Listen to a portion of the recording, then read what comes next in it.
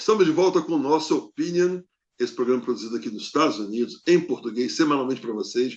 Depois de vocês, estamos em 44 países. Muito obrigado. Aliás, se você não está inscrito ainda no nosso vídeo do YouTube, inscreva-se, dê um joinha, faz um comentário, ajuda muito a plataforma do YouTube a entender que você está nos assistindo. E ajuda, quanto mais a gente crescer, melhor para o nosso programa. Nós já estamos há 3 anos no ar, sempre trazendo para vocês coisas interessantes. Aliás, hoje vamos ter Copa do Mundo, vamos falar sobre Elon Musk, vamos falar sobre Covid. Aliás, o Covid está aumentando, hein? Que coisa, na Europa, na China, no Brasil. Vamos falar sobre Golden Globe, vamos falar sobre aquele bilionário da criptomoeda que faliu. Vários assuntos para vocês. Já vamos ter de volta no Brasil, em Belo Horizonte, o nosso amigo economista e empresário Cornélio Diniz, e em Nassau, nas Bahamas, o nosso administrador e empresário Álvaro Santos. Então vamos ao programa.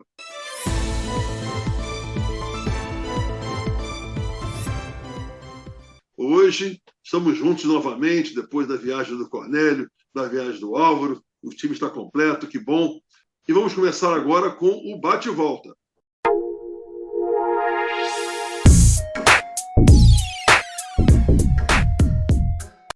Começando com você, Cornélio, o assunto do dia de hoje. Fala um pouco da Copa do Mundo, o que você achou, principalmente quais foram os destaques, as seleções que mais se destacaram, os atletas que mais destacaram nessa Copa do Mundo. E tem mais, qual é a sua previsão? Você tem uma bola de cristal. Hoje, Croácia versus Marrocos e amanhã, Argentina contra a França. Fala, meu expert, meu jogador número 10 do Brasil. Amigos do nosso Opinion, que Copa do Mundo, hein? Quantas surpresas! No início, vai da Bélgica, Inglaterra, Espanha, Brasil. E aí, aconteceram os tropeços. Bem no começo, a gente viu a Argentina perdendo o jogo de forma inimaginável. Depois vimos uma Croácia em ascensão, ganhou inclusive do Brasil, um time que fazia o jogo técnico e conseguiu segurar a seleção brasileira. Marrocos, uma surpresa, a melhor campanha de um país africano. E a final amanhã, Argentina e França. Tem até o Nostradamus brasileiro aí que ele tinha falado que ia dar Argentina e França, né? Temos de um lado Messi, o grande Messi, o argentino, o espetacular Messi, e do outro lado Mbappé, ou seja, a juventude contra a experiência. Aqui, façam suas apostas, hein? Difícil de saber quem vai ser. Ô, Jay, eu acho que a Croácia ganha de Marrocos e eu acho que nossos irmãos argentinos vão ser campeão dessa vez. Vamos ver. Aliás, você não comentou sobre o fracasso vergonhoso da Alemanha, hein? Exatamente, Jay. Faltou a Alemanha. A Alemanha foi tão vergonhosa que não dá nem para comentar. É a segunda vez que ela sai na primeira fase, só porque ganhou. Foi a maldição do 7-1 do Brasil. Você, Álvaro, que é o nosso grande entendido de futebol, como todos os brasileiros, qual é a sua expectativa para quem será, na sua opinião, se é que você tem essa opinião, do novo técnico da seleção brasileira? Com relação ao técnico da seleção brasileira, eu posso dizer que eu não tenho a menor expectativa. Uma coisa eu sei, o Tite realmente não dá para ter ficado, porque uma das coisas que o Cornélio não comentou e que eu tenho encontrado muita discussão aqui no exterior, havia muita expectativa do Brasil. E todo mundo fala, que pena que vocês perderam. Eu falei, gente, eu tenho que confessar como brasileiro. A derrota foi merecida, porque a Croácia jogou mais e o Brasil perdeu uma grande estratégia. O Brasil, quizá, podia até ter ganho esse jogo se ele não tivesse avançado para atacar e tentar fazer um segundo gol para garantir. O que ele deveria ter feito era fechar completamente o gol. Até o próprio Neymar comentou isso em algumas entrevistas. Então, na minha opinião, mesmo doendo como brasileiro, foi merecida, porque a Croácia jogou melhor e nós empregamos uma boa estratégia. Não jogou mal o Brasil, né? Mas você quer ver uma resposta autêntica, empolgante, emocionada? Assiste depois no YouTube a resposta que o Neto deu para a derrota do Brasil, que foi uma coisa... Coitado do Neto, não o conheço pessoalmente, mas ele ficou desesperado, falou o que ele queria, que todos nós queríamos falar em relação àquela derrota. Vou falar um pouquinho aqui do nosso estado da Flórida. Como é que está a Flórida em relação a negócios para pessoas de fora do estado e fora do país? o que aconteceu foi fizeram um levantamento demográfico nos Estados Unidos e foi levantado que, se você considerar imposto de renda, facilidade de abrir negócios na Flórida, tá? E, dentre outras coisas que atraem muito o americano, a Flórida foi o estado que tem mais atraído imigrantes de outros estados americanos, sendo que a maior influxo de imigrantes tem sido do estado de Nova York, particularmente, devido também às condições não só de preço, custo de vida e imposto de renda serem muito altos lá, e também em maioria do meio oeste americano, ou seja, Illinois, Michigan, Ohio e alguns outros estados que tradicionalmente sempre existiu o que a gente chama muito nos Estados Unidos os snowbirds, ou seja, aqueles que fugiam do inverno, só vinham passar na Flórida o inverno, inclusive muitos deles já tinham casa de inverno lá. Então, essas condições todas favoráveis para você estabelecer o seu negócio na Flórida e devido às boas condições do custo de vida, na Flórida, como um cômputo geral, principalmente ao norte de Miami, ainda há um atrativo muito grande. Então, aqueles que eram snowbirds resolveram simplesmente facilitar. Para que eu vou ficar indo e vindo? Vou me mudar logo para a Flórida. Isso criou um influxo muito grande, atraiu pessoas para mudança para a Flórida. Ô, Álvaro, essa pergunta ia ser para você, né? Vamos falar para o Cornélio. Cornélio, você que é o nosso economista entendido de criptomoedas, fala um pouco do seu... O nome chama-se Sam Fried. Esse rapaz de 30 anos, que era dono daquela empresa FTX, chegou a ter 32 bilhões de dólares de patrimônio. O que aconteceu com ele? Jay, não sei se você sabe, mas ele é formado em física pelo MIT. Em 2019, ele despontou com a corretora FTX, uma empresa de trading de criptomoedas, fazendo com que ele entrasse em 2021 para a lista dos bilionários da Bloomberg. O que aconteceu?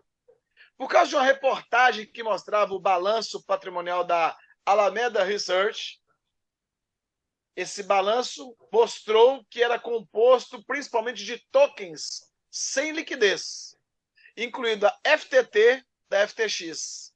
Isso gerou um descrédito, fazendo que com muitos investidores tentassem sacar ao mesmo tempo seu patrimônio da corretora. Óbvio, não existia liquidez para pagar todo mundo. Imediatamente, a FTX suspendeu os saques e ocasionou aquela avalanche de venda em massa de token da FTT, fazendo implodir, da noite para o dia, esta empresa bilionária da indústria de cripto, expondo um rombo num curto espaço de tempo de mais de 8 bilhões de dólares. Para você ter uma ideia, a fortuna de Sam Bankman-Fried, estimada em 15 bilhões de dólares, reduziu para 14,6 bilhões de dólares praticamente em 2 noites.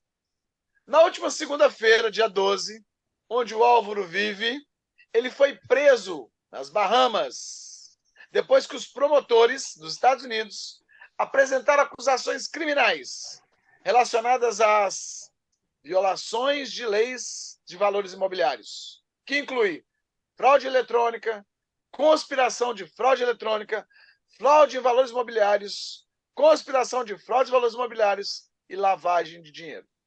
O mercado de cripto sofreu um grande baque, mas continua sendo uma tendência. E o número de moedas, o número de criptomoedas não para de crescer.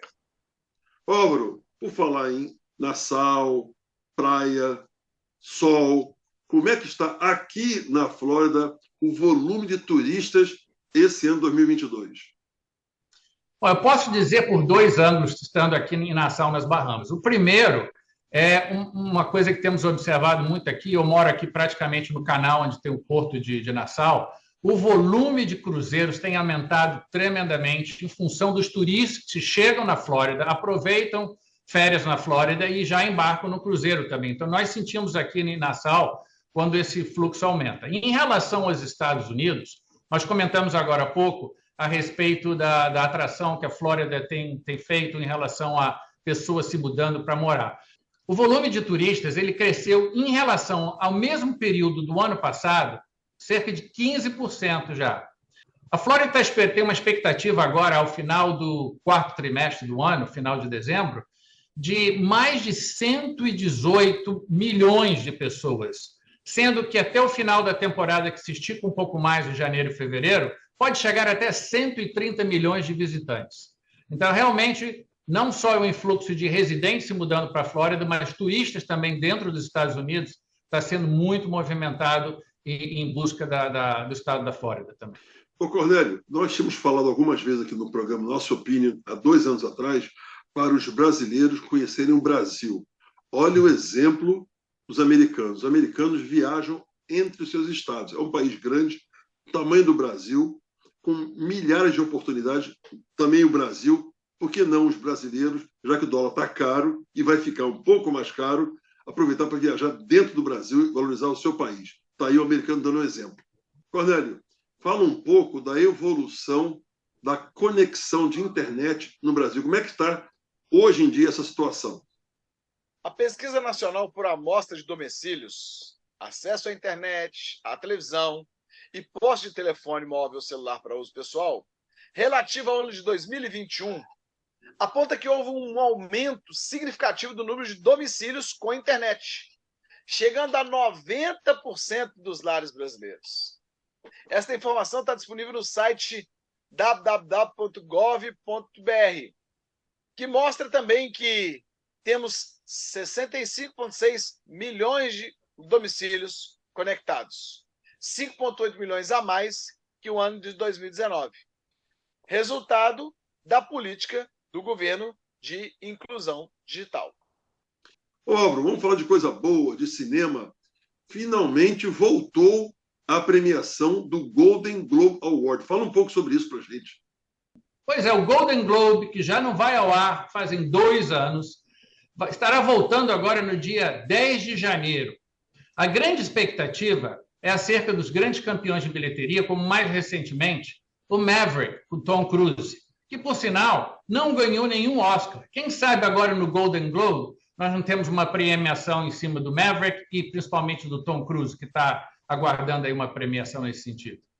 Cornélio, tanto a Europa como na China e agora no Brasil, está tendo um aumento significativo dos contágios de Covid e as suas variantes. Fala um pouco para nós como é que está o Brasil nesse segmento. O interessante é que eu estava nos Estados Unidos e voltei pelo Brasil passando por uma conexão no Panamá. O embarque dos Estados Unidos para o Panamá, tranquilo, mas do Panamá para o Brasil, dentro do avião, a obrigatoriedade do uso da máscara para entrar no território brasileiro. Em alguns locais, a obrigação já voltou, numa tentativa de proteger a população. Realmente, voltou forte. Óbvio que os casos de óbito são muito menores, porém, é um fator preocupante dessa situação voltar, e assim como está acontecendo na Europa e na China, onde a economia está ficando preocupada com essa situação, os números de funcionários contaminados estão gigantescos e certamente vai impactar novamente a economia mundial se nada for feito. Essa pergunta tinha que ser uma pergunta em conjunto para o Álvaro Santos, também para o Cornélio Diniz. O Fed, na última quarta-feira, aumentou mais uma vez os juros. Doutor Álvaro, fala um pouco qual é esse impacto na economia americana com esse aumento de mais 0,5% do Fed. Pois é, como você disse, na última quarta-feira, o Federal Reserve Bank, ou Fed, como se chama, ele aumentou a taxa de juros em 0,5%, sendo que a expectativa era de 0,75%. Com isso, a consequência disso, realmente, que começa a frear um pouco a economia, uma vez com a taxa de juros mais alta, fica mais difícil você realmente utilizar o financiamento, começa a ficar muito caro. Como consequência desse ajuste na taxa de juros, os financiamentos para imóveis ficam mais caros. E isso dificulta um pouco mais aqueles que planejavam fazer financiamento para adquirir imóveis. Outra questão é o impacto na inflação. Cornélio, o que você comenta a respeito disso? Política monetária tentando proteger a economia do país. É uma das formas de conter a inflação. Está aí o resultado da inflação. Porém, desta vez, o impacto do juros foi menor do que a perspectiva do mercado. Ao invés de ser 0,75, foi 0,5%. Porém, o que acontece com os outros países, os investidores de outros países? Como é uma moeda forte, uma moeda sólida, outros investidores decidem largar países emergentes e aportar seu capital no mercado americano, por ser mais seguro. Ou seja, mais dinheiro entrando na economia. Já a taxa de juros vai parar de subir, vai voltar a crescer e a inflação vai diminuir nos Estados Unidos. Cornélio, falando um pouco de política, coisa que a gente não gosta de falar no nosso programa, mas é a pauta de todos os jornais do Brasil, como é que você está vendo essa possibilidade de aumento de ministérios no Brasil e as nomeações estão sendo sondadas até o momento, estão sendo anunciadas os ministérios do próximo ano, Banco Central, Caixa Econômica, Petrobras, enfim, o ano que vem, 2023. Situação delicada. Lógico, metade da população decidiu por Luiz Inácio Lula da Silva como presidente. A outra metade da população também é brasileiro. O novo presidente tem que governar para todos os brasileiros. E uma das formas é nomear ministros. E desta vez está sendo prestigiado ministros de cunho político para cargos chaves dentro do nosso Brasil. Nós já tivemos situações dessa em anos passados. Determinados ministros de forma política dão certo. Porém, quando a turma de técnicos renomados entra em campo, o resultado é positivo. E olhando para a Bolsa de Valores, nós observamos empresas brasileiras, desde o final da eleição, um somatório de mais de 700 bilhões de reais em perdas nas suas ações. É o mercado preocupado. Temos que torcer para que quem assumir os ministérios, quem for governar o Brasil, põe a mão na consciência de olhar para o brasileiro. Temos que olhar todos. E temos que fortalecer a economia para seguirmos em frente. Porque o Brasil não é o país do futuro. Por causa da agricultura, o Brasil é o país do presente. Temos que ser o celeiro de alimentos do mundo e temos que propiciar melhores condições de vida para todos os brasileiros. Ô, Cornélio, eu queria dar um pitaco aqui na sua resposta.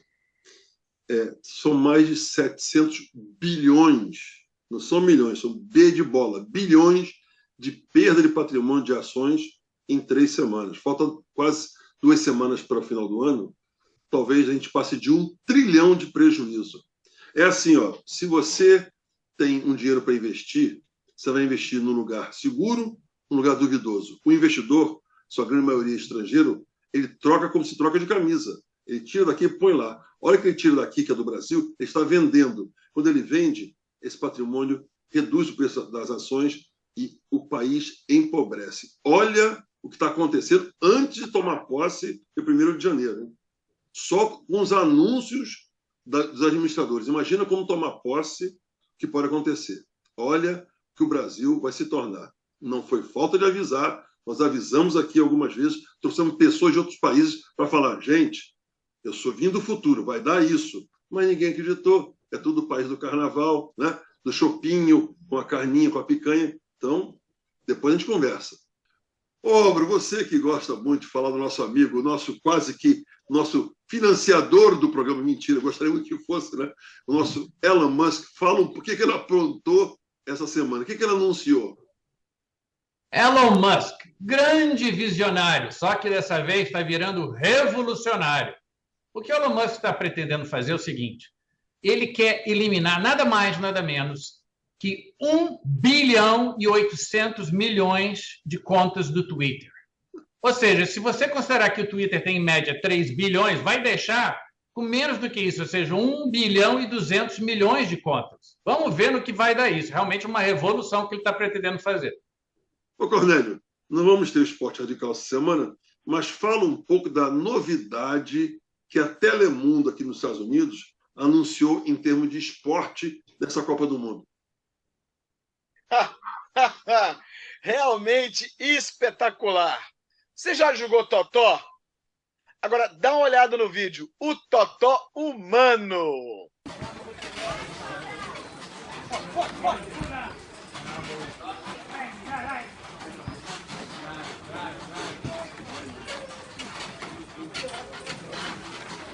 Não tinha mais nada que inventar, né? Mas é bacana, é bem interessante. E esse foi o nosso bate-volta dessa semana.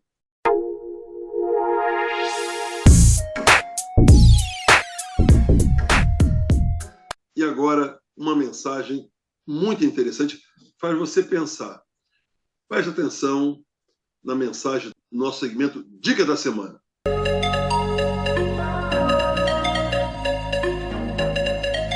De acordo com o maior estudo já realizado sobre a saúde humana, feito pela Universidade de Harvard durante 75 anos, o fator que mais afeta o nível de saúde das pessoas não é a riqueza, nem a genética ou a rotina, nem a alimentação. São os amigos.